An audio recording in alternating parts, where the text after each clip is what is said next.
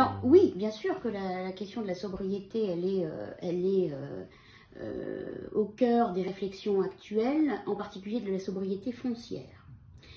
On considère effectivement que le sol est une ressource finie, hein, exactement comme les hydrocarbures.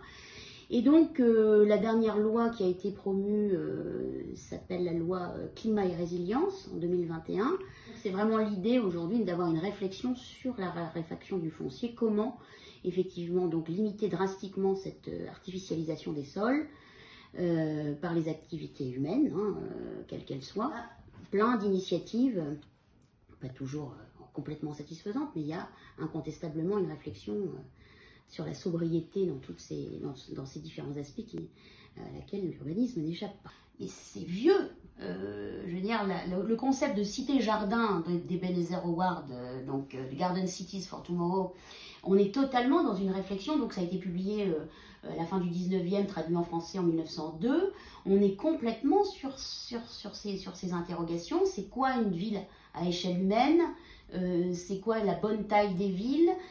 Comment est-ce qu'elles doivent, par quels moyens de transport est-ce qu'elles doivent être reliées? Il est en réalité tombé dans les travers qu'on peut reprocher à des urbanistes de concevoir quelque chose qui n'est pas pensé en interconnexion dans la complexité de leur environnement global.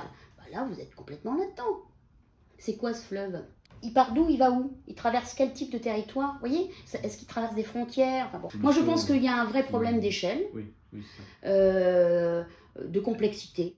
On le voit, hein, le Covid a accéléré les prix de l'essence, etc. ont accéléré le covoiturage. Mais quand on regarde le nombre de personnes qui covoiturent, je crois qu'on est à 20% et 80% qui continuent de préférer être seuls dans leur voiture. Donc là, on a encore du boulot. Hein. Bien sûr que dans l'absolu, les transports en commun, ça supposerait aussi, dans ces cas-là, qu'on revienne à une couverture du territoire d'une finesse qui était la finesse de la couverture ferroviaire du 19e siècle. Vous aviez des lignes de chemin de fer qui irriguaient le territoire de manière incroyablement plus fine qu'aujourd'hui. Est-ce qu'on veut une infrastructure ferroviaire? Mais qui dit une infrastructure ferroviaire démultipliée dit une emprise foncière démultipliée aussi.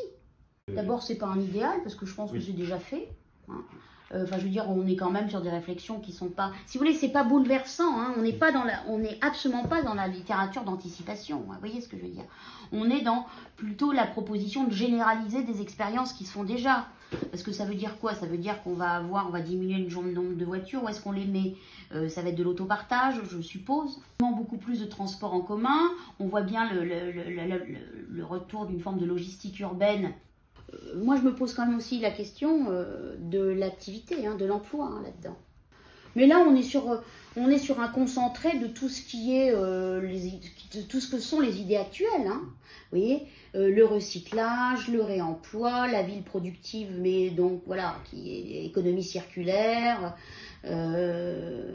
Une cohabitation a priori, agriculture, un mélange, une plus grande porosité entre l'agriculture et la ville. On revient, si vous voulez, effectivement à un concept, encore une fois, qui... alors, on l'a peut-être pas réussi, et lui, on peut le réussir un jour, hein. Mais après tout ça, donc les zones humides, etc., enfin, ça répond pas à la problématique climatique. Il y a des tas de questions auxquelles il répond pas. L'accès à l'eau potable, tout ça paraît effectivement idyllique, hein, mais c'est une utopie, effectivement. Mais en l'occurrence, encore une fois, je le trouve pas très novateur. Il concentre, en fait, les idées du temps, bien sûr. Mais avec des questions vraiment de fond. La démocratie, la limitation des naissances...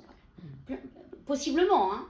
On est dans le malthusianisme, mais en tout cas, effectivement, on pense, je veux dire, a priori, pour récupérer une planète pour les générations futures, effectivement, décroître.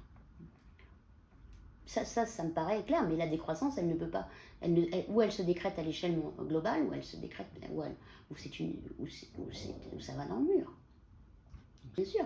Et on voit la difficulté de GIEC au GIEC de se faire entendre. On voit que les conférences à l'échelle mondiale sur le climat ne donnent rien. Enfin, je veux dire, on est pris globalement dans des contradictions à des échelles qui nous dépassent.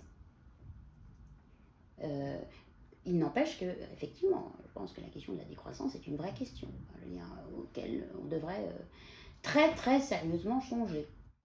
Moi, je pense que c'est la dimension poétique, enfin, la dimension imaginaire qui, pour moi, manque. Pour vraiment emporter, faire rêver, quoi. Il ne fait pas rêver, enfin, moi, il ne me fait pas rêver, quoi.